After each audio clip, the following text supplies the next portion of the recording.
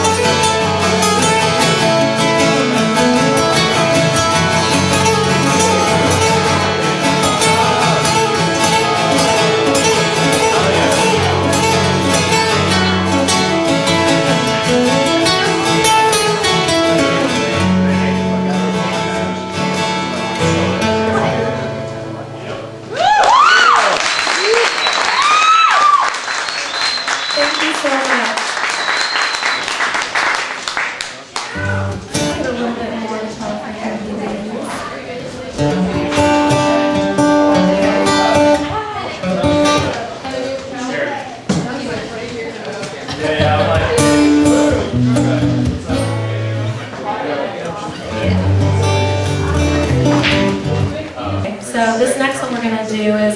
special song to me. I've been fortunate enough to meet and work with Johnny Garcia, who is Trisha Yearwood's guitar player and band leader for the past almost 25 years. And this next song is our first work together. It's called Sunday in the South, and hopefully you all hear it tonight, and maybe you'll even hear it on the radio one of these days. So this is Sunday in the South.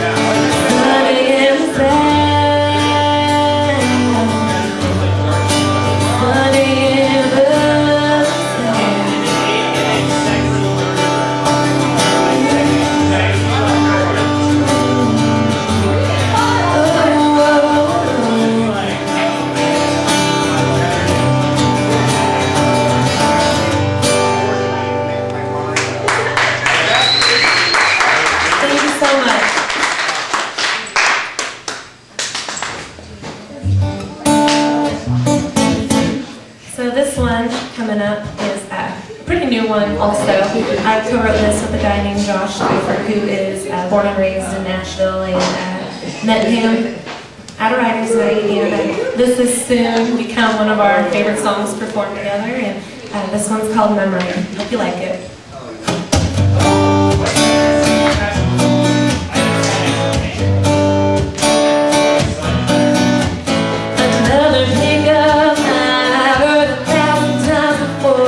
I rolled my eyes and made my way toward the door.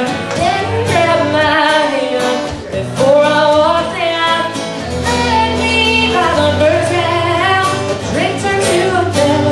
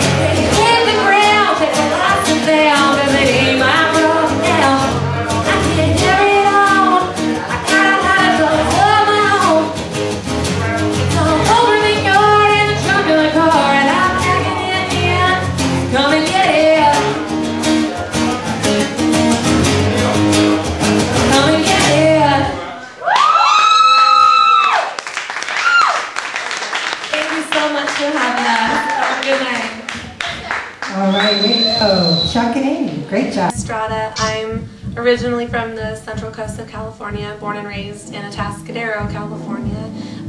Living my dream in Nashville, Tennessee now since about May of 2012. And happy to be home again for a short trip to play Zinfandel Festival this weekend. And who's this character sitting with you? I'm Chuck Ward. I'm from Wheatfield, Indiana originally. Lived there until I was 18, then went on the road with some regional acts around Minneapolis, Minnesota, and northern Wisconsin area. And now I've been in Nashville, Tennessee for about 2 years now. Amy, when did you go out to Nashville? I made the big move in May of 2012. I first started going out to Nashville though in 2009 when I recorded my debut EP out at the Sound Emporium, and started making trips then, but was very fortunate and all my stars aligned, and it made it possible for me to move in May. And tell us a road story. Well, or even tell the traveling you did just to come home here. Well, the traveling that we made to get back here to California was a long one. We packed up and left on a Thursday afternoon. I worked actually that morning and got home, packed up my stuff. He was waiting for me, and finalized some things when I got home, and we hit the road, and we had about a 5.5-hour flight. And we stopped in Phoenix, Arizona briefly and got off the plane to stretch our legs, get a drink, and got back on, and then had another 1.5 hours to Burbank, California. And our tour bus driver, my dad, Jim Estrada, took us from Burbank to Atascadero. Now tell me a road story. Oh, there's so many of them. I had to think on a few. You want a good road story, or some of the horrors that people don't realize? Yeah, dude, that's how rough it is. How rough. Well, the first time I went on tour ever was about a week after I graduated high school in 2008. And I was all excited to go out, even though it was just a regional band thing, but it was still, making a living playing music. And left my mom and dad's house. They drove me up to Minneapolis, Minnesota, and I got in the Suburban with a trailer. There's no tour bus when you first start off. And we drove to Superior, Wisconsin. And when I first got there, we went to the band house, which was very old and very disgusting, to put it nicely. Holes in the walls and floors, dirty furniture, stains all over the walls, the sheets were still dirty, there was just, anything filthy and disgusting, it was there. And I just remember the first few months being on the road, when I first started off paying my dues, it was pretty rough staying at the places. But I worked my butt off and went through it, and spent some time in Rock Springs, Wyoming playing, and we got there in the middle of January with that same group, and it was very cold, as Wyoming gets in January, and the only heat that we had in our hotel rooms were little space heaters about that big, and if you ran that at the same time as the TV, you'd blow the breaker. So I got to sit there with just that little tiny heater on in that dirty motel room, wishing I was back at home at my mom and dad's, because I was only 18 at the time when I first went on the road. But I paid all my dues, and now I'm in Nashville, and I've made it to that tour bus. So all the Suburban on sheets of ice going through Wyoming in the middle of winter paid off. Who you playing with now? I play for Georgette Jones, the daughter of Tammy Wynette and George Jones, and very happy to do so, and happy to keep Tammy's music alive and play it with her daughter. They're wonderful people and great friends and great to work with. Another thing is the theme is just who your influences are. So I'm gonna just go ahead since you're talking. Who are some of your influences in music as a player? Well, a big influence would be my dad, Dan Ward. Him, my mom, my grandparents helped me immensely throughout all of my career, from when I first picked up a guitar at 12. My dad plays steel guitar and sings in a classic country band, and I played for his band for 6 years. And my biggest inspiration was my best friend that passed away, Danny Patton. He played for Billy Walker, and they all passed away in a car accident on their way back to Nashville after playing on the road. So there's another road thing that didn't wind up as planned. But and then Roy Nichols from the Strangers, Merle Haggard's band, one of my favorite guitar players. Vince Gill is one of my heroes, definitely. Brent Mason, who's become a buddy of mine, is another great guitar player. But all those people are influences, but I couldn't do anything that I've done without the help of my mom and dad and my grandparents. So, Amy, who's been your influences? Well, I started singing practically before I could talk and walk, and that was thanks to my mom. And she introduced me to country music, and I used to listen to the Judds and Sarah Evans and Martina McBride and all the great '90s country, and those are still an influence in my music today. But as a writer as well, I'm a huge fan of Miranda Lambert and her style, and I've watched her since she was on Nashville Star, and you know, actually, when I first picked up the guitar, Kerosene was the first song I ever learned on guitar, so she's been an influence of mine for a while.